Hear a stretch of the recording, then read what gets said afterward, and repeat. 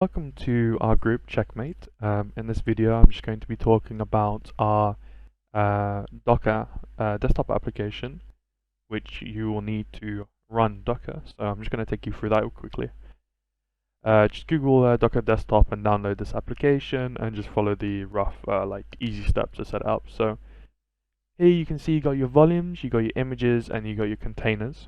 What I recommend doing once you've got these will all be empty. So once you've got these all installed, just go here, go to your git bash. Make sure you have git installed as well. We can just do docker run, and then we can do hello world. Let's run this image. Basically what this will verify is if your Docker is installed correctly, so you should get this message. As you can see, I've already got this image installed, so if you don't have this installed, it will automatically install it after, so don't worry if it's taking a bit of time to output this message, you just need to wait. So let's now go and check our project. As you can see, let's actually take a look at what I have done. So we do have our JSON packages here, we have our Docker file, and we have our source folder with the index .js, and that's just a single index.js file. In this file, we simply expose the API endpoint that sends back a response. So here we'll get a response. This is a big test. We can also see that we expose our app to a port environment variable, which is 8080, and we can obviously see the app is listening on localhost. So to view this message, we'll need to go to our localhost with port 8080. This is very simple stuff, very simple. Let's actually now take a look into our Docker file itself. And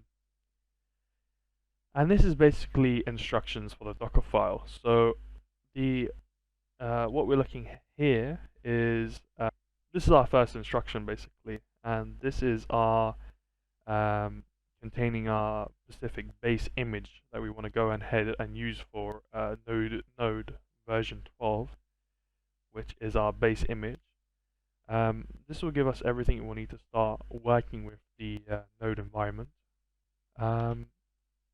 Next, we will look at our working directory. Obviously, we've set our working directory already, and it will just be looking for our app. So this is basically our application. Basically, this will just copy in our package .json because we are working with JSON, and that will just go to our local directory, which is here. And then from that, we have package JSON, which we can run the npm install command. Now that we have our modules in the image, we'll now need to copy over our source code, which is this command right here. The env will be pointing to the port that we want to expose our container to. And so basically this is going to point to 80.80, and then we actually need to expose the port, which is what this instruction will do. This is also just a, if you think of a terminal CMD, so we will run this first and then we'll actually start the application because obviously we need to run the JSON packages for JS to work. So that's what that instruction will be doing. Right, let's actually now create the Docker image. As you can see, all the images and volumes here are empty within our Docker desktop application. So what we will do, we will just simply go here, go straight into the directory, open git bash. What we can do to build the image, so we can just simply type in docker build. This is a tag, so we can give our image a name, and basically we're going to call it Checkmate, and we're going to do, say, version 1.0. Now we do have to end this with a dot, so let's do that, and let's actually build our image.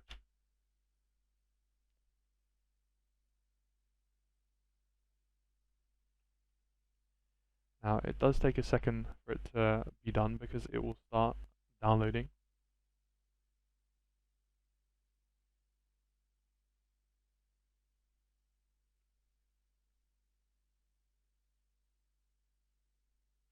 Okay, right, we can see our image is now created.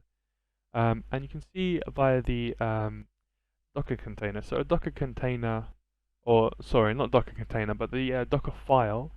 As you can see, the Docker file is basically a set of instructions. So it'll go from, and then as you can see, it just reads each instruction and it will execute that.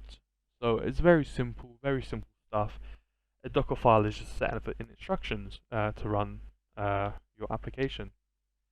So let's now close this and just verify that we actually have our image installed. Oh, so here we go. We now have the image created with the name Checkmate and version 1.0, which is the tag. We now have our image ID. So let's actually go ahead and run and build the container itself and actually get this running. Right, so now we actually have our image built. Let's actually go ahead and build the container. So what I'm going to do, I'm just going to simply copy our image ID. I'm going to go ahead and just jump straight into the directory here. What I'm going to run to create the container is docker run. Now, as you saw before, we are running on port 8080 by default, but it's actually not accessible. So in this case, we're actually going to have to use the P flag, which we can implement port forwarding. So let's actually port forward here. And basically what that will do is just port forward the Docker container to our local machine. So we'll just do this. So our local machine, we want to open the browser 5000, and obviously 8080 will now get redirected to port 5000. So if we do that, before I forget, I must include the image ID that we actually want to build the container on. Obviously, this is the image we built, and this is the image ID. So let's actually give that a run.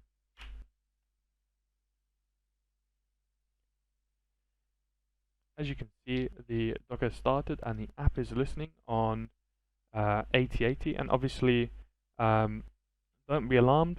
8080, we have port forwarded to port 5000. So let's go ahead and check that. Right. Let's now go run that on a browser. So let me grab my browser here. Obviously you can see we've tried to run it on port 8080, but obviously we know we can't access that. So we have port forwarded already.